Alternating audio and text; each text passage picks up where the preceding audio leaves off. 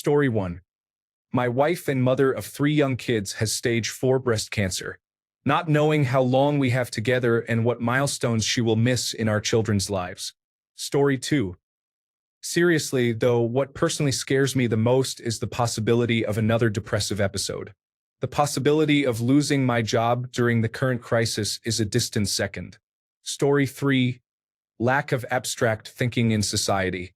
It is kind of an intelligence quotient, emotional quotient, and other such metrics issue, but society does not challenge it. It is really encouraged now. Make people who are not intelligent think they are smart. Story 4. Running out of money to pay my bills. We have $20 left in the bank every other Thursday before the new paychecks come in. It's terrifying. I have panic attacks every other week. If I don't get the promotion I'm going for, I don't know what I'll do. Story 5. My last child in the nest after he graduates. I have had kids in my home since age 18, now 46. I do not know life without any kids in my home. I guess it's time to do what I couldn't before.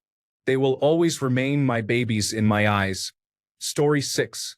The American government and media keep blatantly disrespecting the sovereignty of my nation, and not nearly enough people seem to be taking that seriously. Story 7. My travel fear of missing out. I don't want to be trapped in the United States until I'm 80 years old. And Instagram is just the fuel for the fear of missing out fire. The people on that application, who are women I know in real life through academia, are surfing in Lisbon, getting comfortable Balearic Majorca internships, riding camels in Casablanca, sleeping inside of palaces in Madrid, and experiencing Amsterdam, all while I'm grounded in the United States. Story 8. I want to have a child, but this world is full of bad people. I also have a hard time feeling like the woman I am with is the right one to have a child with. I recently ended a relationship because of this. Story 9. The fact that one day I'll be drafted to war in Ukraine for no reason or need and come back probably being a monster with blood on my hands and a distorted mind. Or I can just die, which is much better than even fighting the ones defending their homes. Death doesn't scare me, for I'm a teacher and a man of art, and if my team or my students succeed, then my life wasn't worthless. Story 10. The fact that if Americans don't realize we are all being manipulated by propaganda and neither side has ever done anything but take from us and give to the rich, we will never be able to unite against the healthcare system or any of the systems that harm us. We are so divided we reactively oppose whatever our opponents support, and that's why the two-party system exists to begin with. Story 11. How fast life goes. The older I get, the faster it gets. I have been trying to live in the moment more every day to slow it down, but it's kind of depressing. Story 12. Embarrassing myself at work. I have been prescribed something for sleep and it makes me emotional. It doesn't wear off fast. I am afraid the slightest thing might make me cry, and then I might really start crying about so many things I have bottled up. I will not be taking that prescription anymore. Story 13. The thought of being alone in the universe, the possibility that God is not real, and humans are simply without purpose, lost and drifting on a small rock in the giant expanse of space. Or maybe spiders. Story 14. Loneliness. Always. It just sucks. The thought that it will always be like that. I had bad times in my life. Hunger, death, apathy, the fear that grips me, missiles and drones flying daily. All that was less scary. Story 15. Dying while my 2 sweet, beautiful girls are young. I lost my mom at 28 years, and it's been 6 years, and I still struggle so much without her. I can't fathom the idea of dying while my girls are young and the impact it may have on them. A dear friend just died last month from postpartum complications, leaving her newborn and 2 sons, aged 5 and 7 years, behind along with her husband who's already beaten cancer once. Ever since her death, this fear has been reawakened in me. Story 16. The possibility that I broke up and lost the love of my life, and that I will not love any other like her and be an unhappy, lonely person who will not achieve his dreams for the rest of my life. Hopelessness and depression as a result of regret are the biggest diseases. Story 17. I am 52, and my wife is a functioning alcoholic. I worked hard and provided a comfortable life, but I have given up. I am divorcing and moving into a cabin in the African wilderness, surrounded by the Big Five. I am scared that it is the right thing to do. All I desire is peace. Story 18. That I lost 8 years of my life to a mental breakdown and I still am not in the right place mentally to get it back. I just want a career and enough money to not be so utterly broke that I can barely pay my bills, let alone buy food. I want to feel useful to society again. But I am also turning 39 this week, and I feel like I am running out of time. Story 19. I have health anxiety, so this thread has been awesome. I fear dying and leaving behind my children and wife to navigate life without me. I am so afraid of that. Story 20. Waiting to die in a nursing home. I'd like to avoid that. I'm not afraid of death. I trust in God, and I pray I don't have to die in slow motion in a nursing home. Story 21. I have a date this weekend. If I go for it with this guy and it leads to more dates, I'm really scared of the possibility of getting pregnant. I don't want kids, but honestly never thought I would be in a space where I was ready to try dating again, so I'm not on any birth control. I'm terrified by the state of this country and the way the current government views women and their rights. If something happens, if a condom fails, I'm broke and uninsured and don't know how I would deal with that situation. It's scary to think about. Story 22. Europe's right-wing parties are breaking the European Union, reopening concentration camps, and starting to shoot at people with different religions, political views, skin color, or something else again. Story 23. Not getting a job in the next 4 months and losing my house. I've been unemployed since last August, and I can't land anything. It sucks being one of the sacrifices upon the altar of capitalism to fuel the engine for the oligarchs. Story 24. The number of people who have absolutely no social skills due to spending most of their time online is surprising. I find it absolutely crazy how saying, "I'm better at talking over the phone or text than I am in person," is a normal thing these days. How would you have survived over 20 years ago? Story 25. Seeking psychiatric and medical help. Severe homebound agoraphobia and complex post-traumatic stress disorder mean I haven't been outside of my apartment since August 2023. I aged out of my dad's health insurance last year. My mental health has genuinely declined because I had to go off my psychiatric medications after being medicated since 2016. I suspect that I have polycystic ovary syndrome and fibroids. I have also been experiencing excruciating chest pain recently. The other day, I had a panic attack so severe that I seriously thought I was having a heart attack.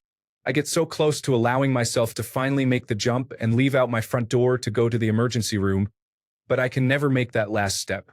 What scares me the most right now is being in horrendous pain and my brain and nervous system not allowing me to get help for it. I live in fear every single day. Consumes me and rules over my life. Story 26. I'm lazy. I have friends, we go out together, and I have fun with them. But every time I have to go out, it's almost a chore, even though I know I will have fun. It's as if I live in the moment and don't want to leave what was entertaining me. Be it my personal computer or phone or whatever. I know it's better for me to go out, but the lazy part of me says, do we really have to go? I hate this feeling.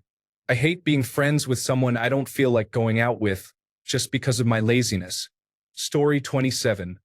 That my husband and I are not madly in love, having been together for over 30 years.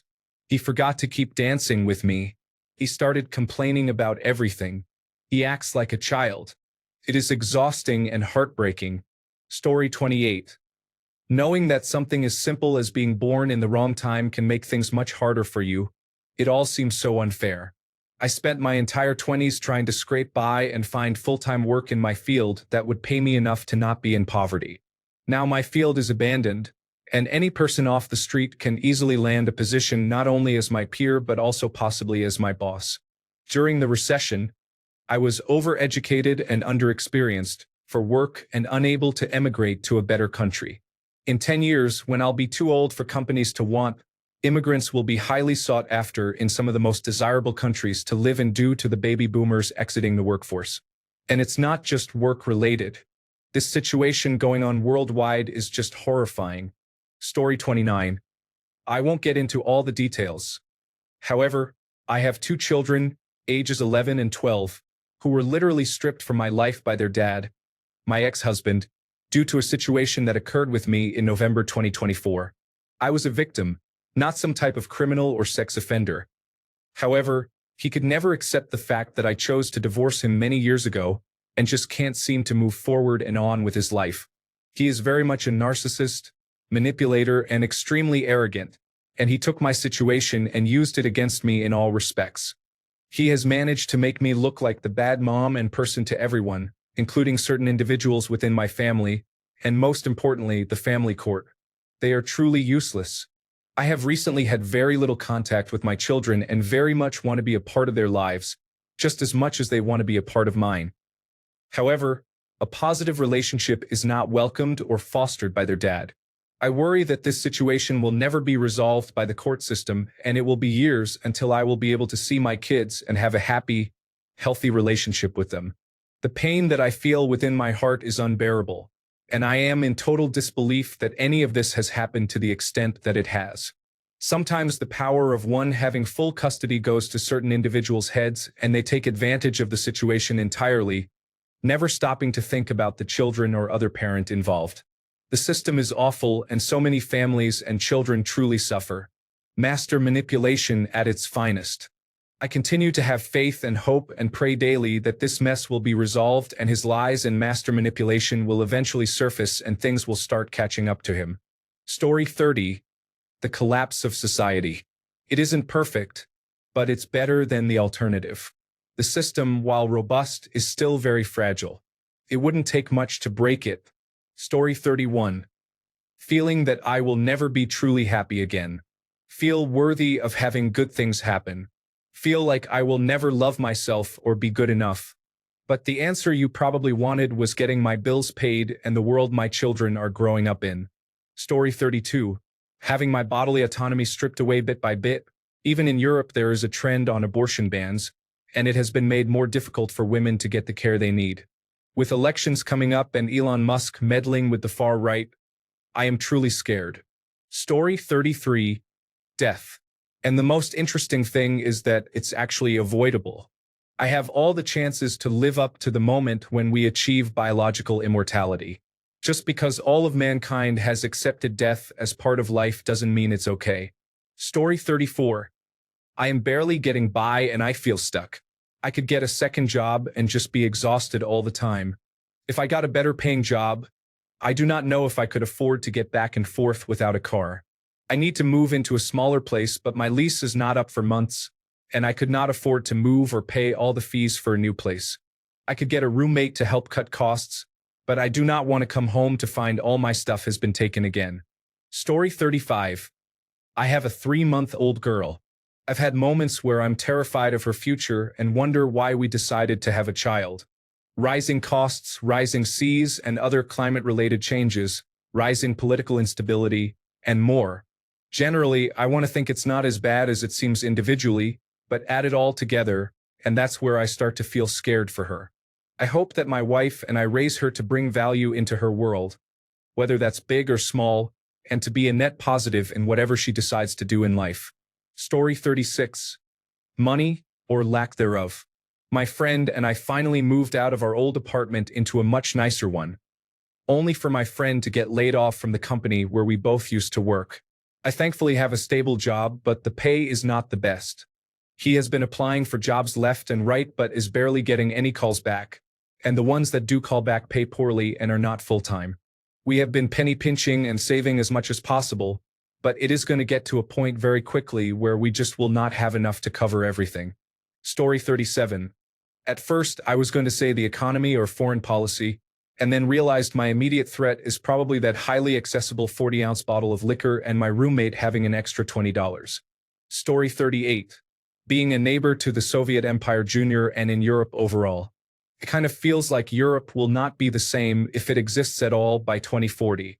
At least my country will probably be attacked, and there is basically nothing we can do about it. The world won't care much either, as long as they are safe in their homes. Story 39. The balkanization of culture, due to the inherent nature of the internet to facilitate outgroup competition and stratified silos of information streams, some of which are fertile feeding grounds for postmodern propaganda, specifically targeted to destroy shared meaning and understanding. Story 40. The unwarranted threat to my great nation's sovereignty and the rest of the damage that a senile elder and his friend who likes to play with rockets and national bank accounts are plotting to do. Story 41. Podcasters are becoming the primary way millions of people engage with the world. People are confusing the unwillingness to read open, available databases with hidden conspiracy archives. The spitefulness seems to be everywhere. We watched the 1993 halftime show with Michael Jackson singing, "We Are the World," and it honestly kind of moved me and made me a little emotional. It's goofy and silly, but it genuinely seemed like an entirely different, hopeful world. My mom is getting older, slowing down. I don't really have a relationship with my dad. When she's gone, I don't know what I'm going to do. She is such an enormous part of my life with weekly calls, checking in and sending me goofy videos. My family looks to me a lot for answers about things going on, even though I'm the youngest at 25 compared to 29 and 34, and right now I don't have a lot of answers. It's so easy for me to oscillate between fear, rage, and confusion, feeling lost. I don't know what to do. That's what makes the flooding the zone tactic such a powerful weapon. You drown whether you fight it or not.